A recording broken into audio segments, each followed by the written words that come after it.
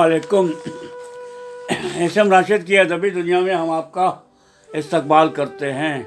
दोस्तों, आज फिर मैं आपके सामने हाजिर हुआ हूँ, आपका अपना पसंदीदा कॉलम लेकर के, जिसका नाम है लंदन की डायरी, जिसे आप 10 साल से लगातार पढ़ते चले आ रहे हैं। तो दोस्तों, पेश खिदमत है आपका अपना सबसे पसंदीदा कॉलम लंदन की डायरी, जिसके खालिक है यानी कि कॉलम निगार है जनाब फ़हीम अख्तर। आज ये अखबार मशरिक़ इतवार 14 मार्च 2021 ईस्वी में ये शाये हुआ है, और आज का उन्वान उन्होंने दिया है खुराक की बर्बादी, ग़िज़ा का शौक़ और मोटापा। तो दोस्तों, पेश खिदमत है उनका ये बेहतरीन कॉलम, जिसका नाम है लंदन की डायरी। इंसान खाने के लिए जीता है या जीने के लिए खाता है? दरअसल दोनों ही बातें अपनी अपनी जगह पर दुरुस्त हैं। अगर इंसान के लिए खाना ज़रूरी ना होता तो फिर क्यों इंसान दिन रात मेहनत करता और घर आकर खाने के लिए पकाने की तैयारी करता या ग़िज़ा का इस्तेमाल करता। गोया दोनों ही सूरतों में ग़िज़ा इंसान के लिए अहम है। बेशतर ममालिक में अब भी औरतें लजीज पकवान बनाकर अपने शौहर को खुश रखती हैं, बल्कि अपनी बीवियों के हाथ के बने हुए लजीज पकवान को खाकर ज़्यादातर शौहर भी अपनी बीवियों पर खूब नाज करते हैं। इसके अलावा बच्चे बूढ़े भी घर की बीवी, बहन, बेटियों से खाने खाकर ढेर सारी दुआएं देते हैं, और अक्सर महफिलों में इस बात का चर्चा भी होता है। वहीं अक्सर खाना बनाने में अगर कोई चूक हो जाती है या पसंद नापसंद जब बहस होती है तो बात तलाक तक भी पहुंच जाती है। इसी तरह जीने के लिए भी खाना बहुत अहम है। अगर दुरुस्त ग़िज़ा न दस्तयाब हो तो इंसान तरह तरह की बीमारियों में मुब्तला हो जाता है, जिससे उसकी जिस्मानी खदोखाल पर बुरा असर पड़ता है। ग़िज़ा से कमी या खाने की खराबी के बायस उनकी तबीयत इतनी बिगड़ जाती है कि उन्हें या तो अस्पताल में भर्ती करना पड़ता है या उनकी मौत भी हो जाती है।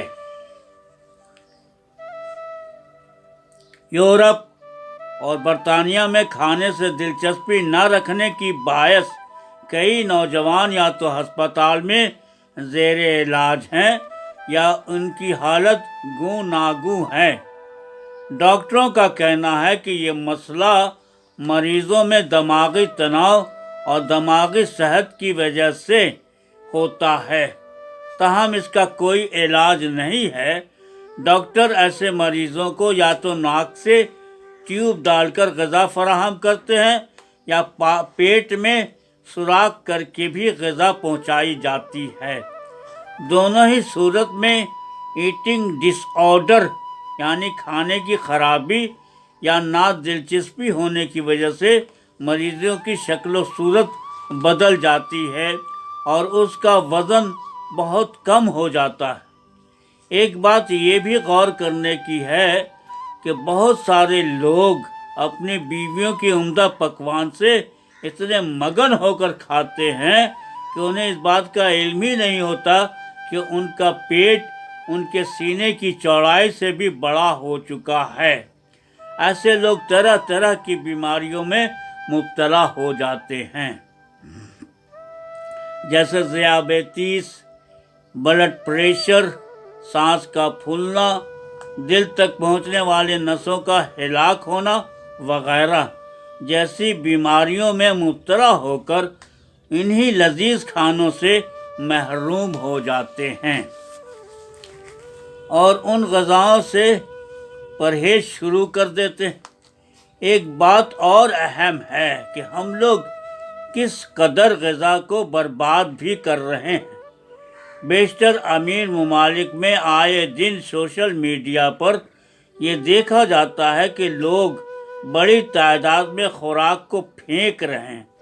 اس کی ایک وجہ تو یہ ہے کہ ان ممالک میں بڑے بڑے سپر اسٹور میں بے حساب طرح طرح کی چیزیں دستیاب ہوتی ہیں، جسے لوگ شاپنگ کرتے ہوئے بنا سوچے سمجھے اسے گھر لے آتے ہیں۔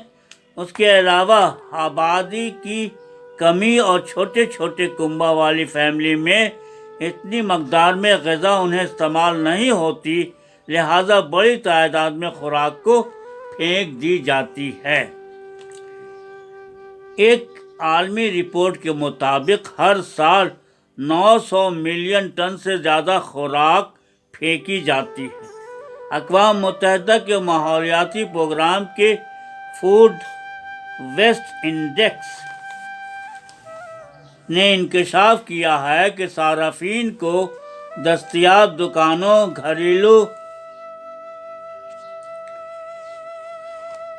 گھریلو اور ریسٹوران کے 17% کھانے سیدھے کوڑے دان میں پھینک دیے جاتے ہیں۔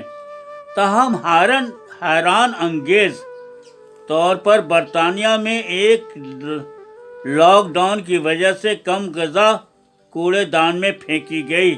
رپورٹ میں یہ بھی کہا گیا کہ ممکن ہے اس کی ایک وجہ لوگوں کی اچھی سوچ اور حالات کے مد نظر ایسا ہوا ہو۔ ایسا قیاس کیا جا رہا ہے کہ اس سال کے آخر میں عالمی آب و ہوا اور حیاتیاتی تنوع کانفرنس سے پہلے زیادہ تر ممالک پر دباؤ ڈالا جائے گا کہ 2030 عیسوی تک خوراک کو ضائع کرنے کو آدھا کیا جائے۔ یو ٹیپ کے ڈائریکٹر انگر اینڈرسن کا کہنا ہے کہ اگر ہم آب و ہوا کی تبدیلی، فطرت کو نقصان اور آلودگی اور فضلہ سے نمٹنے کے لیے سنجیدہ ہیں تو دنیا بھر کے کاروبار، حکومتوں اور شہریوں کو خوراک کا ضیاع کم کرنے کے لیے اپنا کردار ادا کرنا ہوگا۔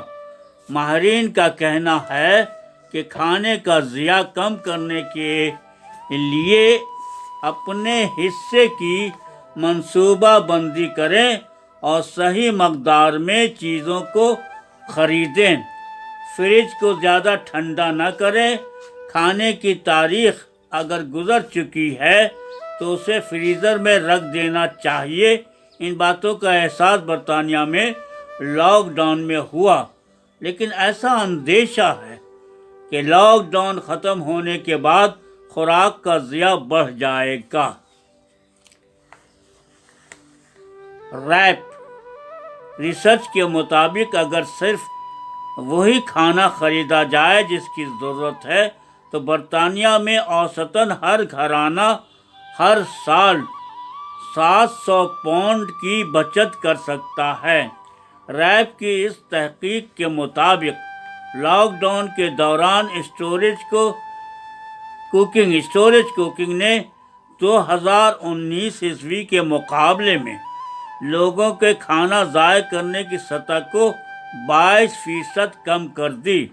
لیکن ریپ چیریٹی نے یہ بھی کہا ہے کہ تازہ ترین بصیرت سے پتہ چلتا ہے کہ جب ہم لاک ڈاؤن سے نکلیں گے تو غذا ضائع کرنے میں اضافہ کا امکان ہے۔ ایک رپورٹ میں یہ بھی انکشاف کیا گیا ہے کہ کوڑوں سے مرنے والوں میں زیادہ وزن والے افراد کی تعداد زیادہ ہے۔ کوڑوں سے برطانیہ اور امریکہ میں زیادہ وزن رکھنے والے افراد میں موت کی شرح سب سے زیادہ ہے۔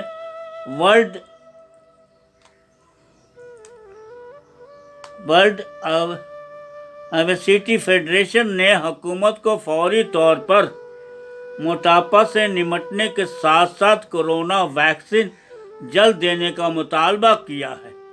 ورلڈ اوبیسٹی فیڈریشن کی رپورٹ کے مطابق دنیا بھر میں کووڈ سے ہونے والی 25 لاکھ اموات میں زیادہ تر لوگوں کا وزن زیادہ یا موٹاپا تھا۔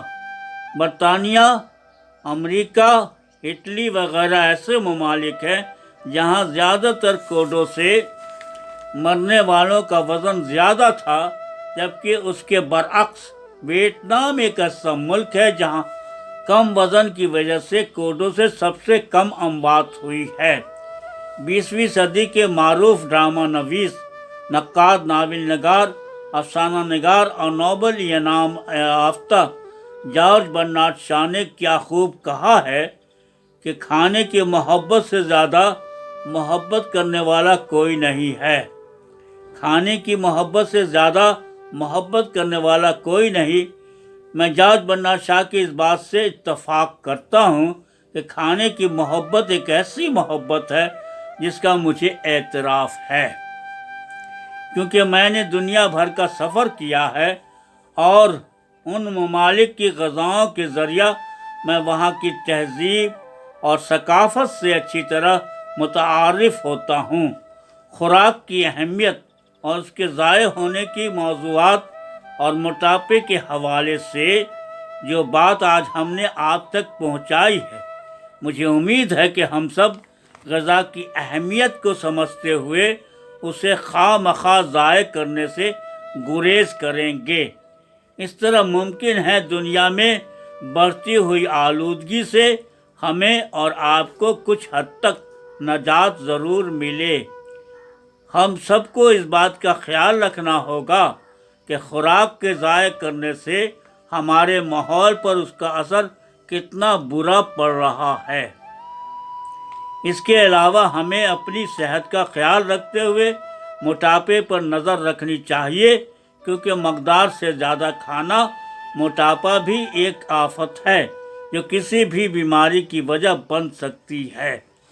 تو دوستو، ابھی آپ احسن راشد کی ادبی دنیا میں آپ اپنا پسندیدہ کالم یعنی کہ لندن کی ڈائری سن رہے تھے۔ میں امید کرتا ہوں کہ آپ کو دوسرے تمام کالم کی طرح یہ کالم بھی یقیناً پسند آئے گا۔ بہت ہی عمدہ اور بہت ہی معلوماتی کالم ہے جو آپ کے دلوں کو چھوئے گا۔ یقیناً ہم لوگ سب اپنے طور پر یہ کوشش میں لگے رہیں گے کہ کسی قسم کا خوراک کا ضائع نہ ہو اور کم سے کم اتنی خوراک کھائی جائے جو صحت کے لیے ضروری ہے، اور خواہ مخواہ اپنے وزن کو بڑھا کر کے اپنا نقصان نہ کیا جائے، اور ملک کا اور وطن کا خیال رکھا جائے، دنیا کا خیال رکھا جائے۔ تو دوستو، میں امید کرتا ہوں کہ آپ کو یہ کالم ضرور پسند آیا ہوگا۔ اگر پسند آیا تو ضرور سے ضرور لائک کیجئے گا، شیئر کیجئے گا، کمنٹ کیجئے گا، اور ہاں، آپ چاہیں تو انہیں ویب سائٹ پر خود بھی میسج بھیج سکتے ہیں۔ تو نوٹ کر لیجئے، فہیم اختر UK @yahoo.com.uk۔ دوسرا ہے www.fahimakhtar.com۔